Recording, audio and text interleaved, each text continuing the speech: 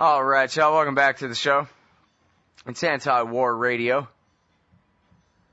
I'm Scott Horton, and we're now joined on the phone by Anand Gopal.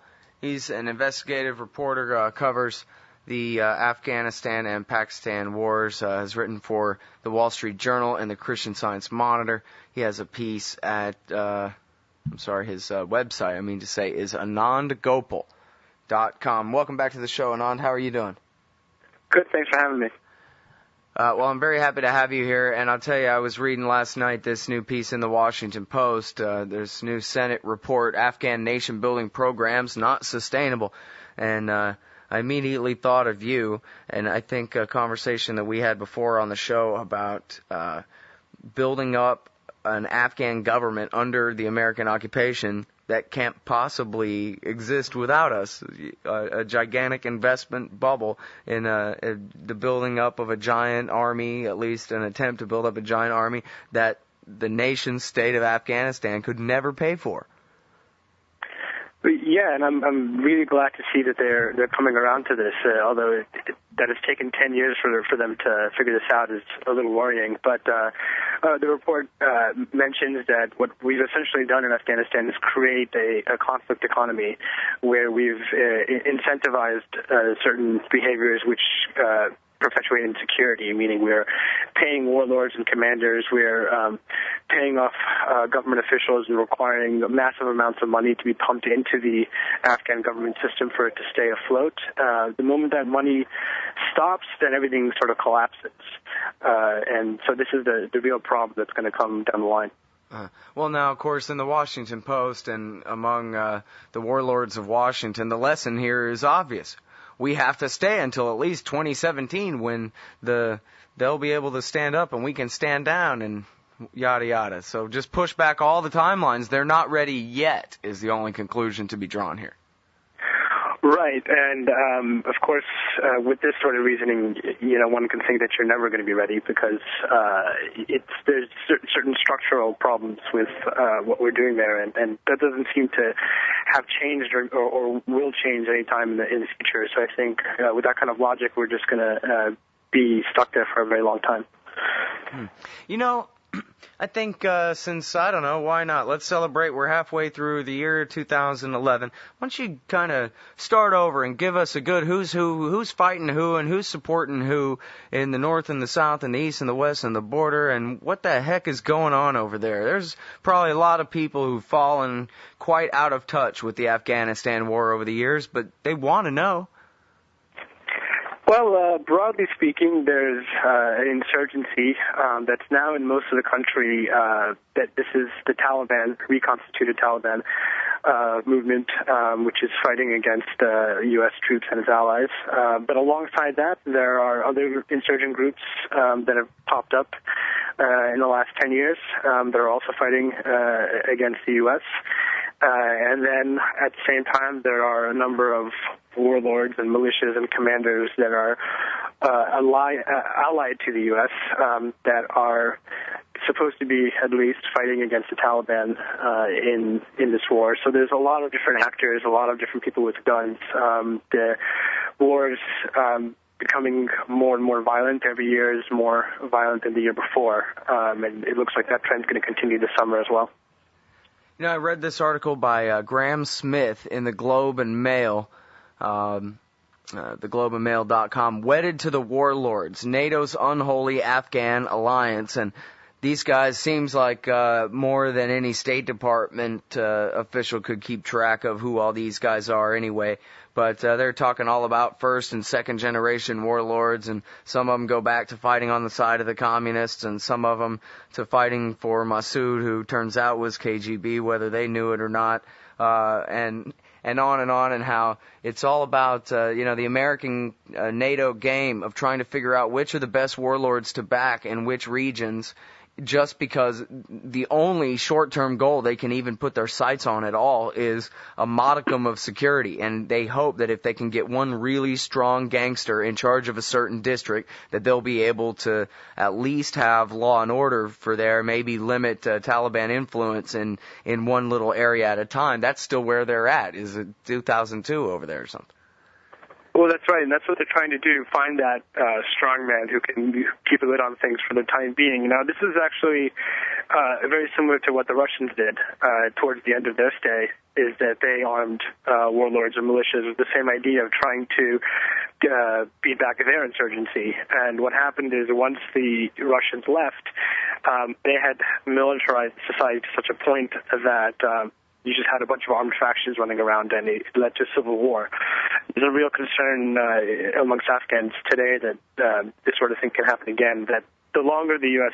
stays there and continues these policies, the more likely they're making the prospect of a civil war. Mm-hmm. Well, now, and I don't want to oversimplify it, so make it more complicated for me, but is it not right that a lot of this breaks down to the old Northern Alliance of the Hazaras and Uzbeks and Tajiks as versus the Pashtuns, and America's just switched sides in the war since the 1980s? Well, there's some of that, particularly in the north, where you have much more of an ethnic melting pot. But if you go to the south, it's not necessarily that, because there's no Northern Alliance down there, of course. There it's more of a tribal thing. There's tribes connected to President Karzai that the U.S. has worked with since 2001. And then there's tribes that have sort of been left out of the resources and left out of the access to government, and those are the ones who are more likely to side with the Taliban, and so the conflict takes on that dynamic down in the south. But in the north, a lot of the old Northern Alliance networks are still active, and they're still the ones that we're largely allied to. Mm. Did you know Saleem Shahzad? I did, yeah. I was very, very disappointed and saddened to hear about his death. And is it as simple as it seems that he told Human Rights Watch, hey, listen, ISI threatened to kill me, and so if I end up dead, they were the ones who did it, and then he ended up dead a couple of days later, tortured to death, apparently? Well, you know as much as I do in this case, but, I would not be surprised if it was the ISI. It sort of fits their MO. His last article at the Asia Times was about Al-Qaeda infiltrating the Navy, and then the Pakistani Navy officers, higher-ups, had clamped down, and Al-Qaeda apparently was strong enough to take revenge and target them. They were trying to move their captives that they had clamped down on to different locations, and Al-Qaeda had sent them threatening messages, then attacked a base, and in an attack that lasted all day long. It was a huge humiliation for the government over there, and then the article promised part 2 about the training of these guys coming up next, and then he never wrote again. Yeah, and he's been writing these sorts of things for years, and he's actually been he had been kidnapped by the ISI before, and I think it's possibly just the straw that broke the camel's back in this case. But they had it out for him for a while, I think. Yeah, well, he seemed to be a hell of a good reporter. I only interviewed him the one time, I think. I should go back and check and at least go back and listen to that one. Always meant to have him back on, especially after the death of Osama bin Laden. I couldn't wait to hear what he had to say about that, but I never got around to it in time. Well, what do you have to say about that? Do you think that, well, I don't even want to narrow it down any more than that. What do you think about the death of Osama bin Laden, where we go from here, maybe? Well, I was in Afghanistan when the news came out that bin Laden was killed, and a number of people were calling me and asking me what the reaction was in Afghanistan. And it was remarkable because most people really didn't care, because there was a sense in Afghanistan that bin Laden and his death had really nothing to do with the war in Afghanistan, that the war there was a very much a local thing. It was locals fighting against foreigners. It had nothing to do with the sort of global jihad that bin Laden and Al-Qaeda people talk about. And it's something that's, I think, useful to keep in mind when we talk about the war in Afghanistan, that how little this has to do with Al-Qaeda or international terrorism. Yeah, well, he sure did spend a long time in Pakistan, so it seemed on the surface they got a point. So what else did you learn when you were there in Afghanistan last? Well, I was there last month, and went partly because I heard a lot of good news stories coming out about how the war is going and how the Taliban is being beaten back, and it doesn't necessarily seem to be the case. There's still a lot of violence. When I was there were pretty high level of attacks, and it looks like they're really gearing up to have a major push this summer. The Taliban that is, have a major push this summer for a lot of violence. Mm-hmm. Well, I mean, I got to say, it makes sense on the face of it that, yes, the U.S. Army and the U.S. Marine Corps to go find targets and put fire on them, they can do that. Well, it seems possible that they could deliver such a shellacking to the bad guys that then they're in a good position to force them to come to our terms and all those kinds of things, like in the fantasy of the Pentagon, right? No? Is it too far-fetched? Well, no, it's possible militarily, and they've been able to do that to an extent in certain places. The problem, of course, is politically. You can push out the Taliban from an area, but the conditions which gave rise to the Taliban are still in place. The warlords, the corruption, all of that. And so what instead you end up having is the Taliban maybe get pushed out of an area for a while, then they just come back. It's what the U.S. forces refer to as whack-a-mole, and that's what we've seen in the last few years.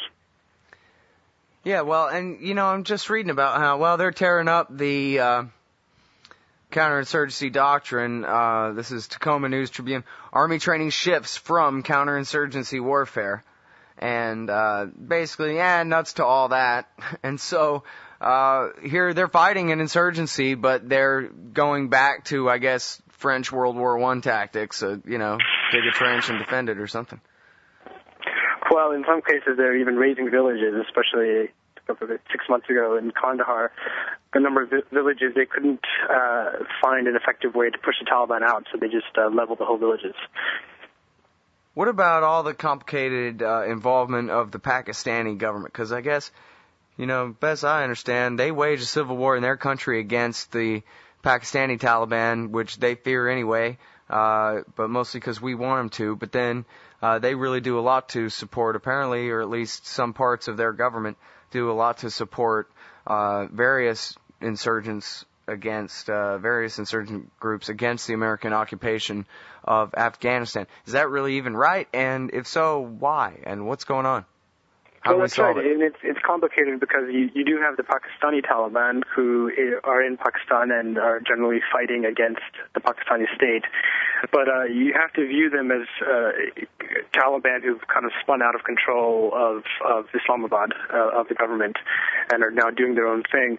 And so Pakistan is very much interested in fighting them and using U.S. help to fight them as well. But in Afghanistan, the Afghan Taliban are very different. They're seen by the Pakistani elite as a safeguard of their interests in Afghanistan. One of the things Pakistan's been worried about is having India have too much influence in Afghanistan. It's also worried to an extent about Iran and Russia. And so it views the Taliban as a way to safeguard against that. Mm-hmm. Well, I talked to a counterpuncher, actually, a former Pakistani general, Shaukat Qadir, and I think that's his name, Shaukat.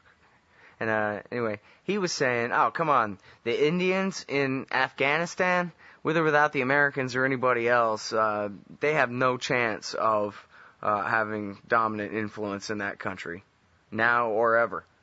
So that wasn't even one of their strategic worries at all, that was overblown, he thought. Well, I don't know. I mean, I think if you talk to a lot of these guys in the military who are there right now, they often bring up, for example, Indian consulates and embassies and how close Karzai is, or at least was, to the Indians. Now, their response may not be justified in terms of the level of involvement India has, but I think in their minds, their biggest fear is to see Afghanistan sort of come under the orbit of India, and in doing so lose what they call strategic depth, which is what they consider Afghanistan to be. Now, kind of back to the original point here about all the aid, all the money flowing into the country. Is that well, James Bovard has an article at Barron's online, and it's about, he's got one good quote in here about the veracity effect, where the more aid you put in, the more corrupt Afghanistan gets. It's already the most corrupt country, that side of the United States of America anyway, and the more money we put in there, the worse and worse it all gets, really. But this is absolutely right, and I think this is the main point to understand in terms of aid, is that the problem isn't that there's not been enough, but there's been too much money that's been being poured into the country. I mean, you have a country that's desperately poor and doesn't really have the capacity to absorb this kind of money, these large amounts of cash, and when you're going in there with that money, you're creating new power brokers, you're creating incentives to cheat the system, you're creating corruption, all of that, and that's what we've seen. Because Afghanistan, even before 2001, I mean, the corruption that we see now wasn't really there. I mean, you'd have your sort of run-of-the-mill corruption like you see anywhere else, but the scale of corruption that we see today is really because of a product of the last 10 years. Yeah, well, so is there anything to be done about it? I'm trying to remember who it was I interviewed recently talked about pulling the knife out of the wound. There's going to be blood, but what other choice do we have? Yeah, I think you're right. I mean, the only thing that could be done is stop spending that kind of money, but you can't really do that if you have all those troops there. So I think it would require also bringing troops out and having some sort of political settlement, or at least trying to have a political settlement alongside that. Well, but now what would that entail, really?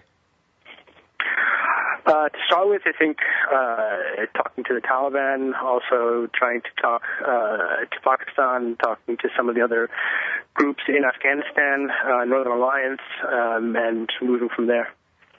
And now, what's your assessment of what's going on inside the Pentagon and the White House about the deadline that's supposed to be the beginning of the end of the occupation is to start next month? Of course, there's a lot of talk the other way as well. Do you think that they at least share your understanding of the situation, if not your solution? I think there's some, but there's certainly others who would disagree, particularly in the Pentagon side. There are those who think that we need to stay the course and not pull out too many troops in July, really give a beating to the Taliban, and then start thinking about it. Where there are others who are saying that, we've had enough time to do that, and now we have to really start pushing forward. There are talks now that have started between the U.S. and the Taliban. They just met one of Omar's representatives in Germany a couple of times in the last month. So things are starting on that front, but I think my sense is it's still very divided up in Washington. I guess it's up to us then. Good old public pressure from the anti-war movement will make them change. It has to. Yeah, it seems to be the only thing historically that we can point to, so I think you're right. Yeah, well, it's too bad it's the times that it is, because it's definitely hard going. Although, I guess you saw not just the controversy over the Libya resolutions in the Congress, but there was a get out of Afghanistan resolution the Congress failed by only a handful of votes 2 weeks ago. That's right, and you can imagine what that would have been like if there was an anti-war movement, if there was some pressure on the streets. Right. Yeah, it seems like maybe they're teetering, and all we got to do is push them a little bit. Right. Sure be nice. Especially, it's interesting to note, it's like a 50-50 split in each party, too. So you got half of each party's for staying the course, and half of each party's ready to call it quits. Yeah, it's in the sense I get to when talking to people in D.C. that there is really a deep split, and it's pretty even in terms of who wants to stay and go. All right, well, listen, I really appreciate your time on the show as always, Anand. My pleasure. All right, everybody, that's Anand Gopal. Writes for the Christian Science Monitor from time to time. And you can also find his website, anandgopal.com.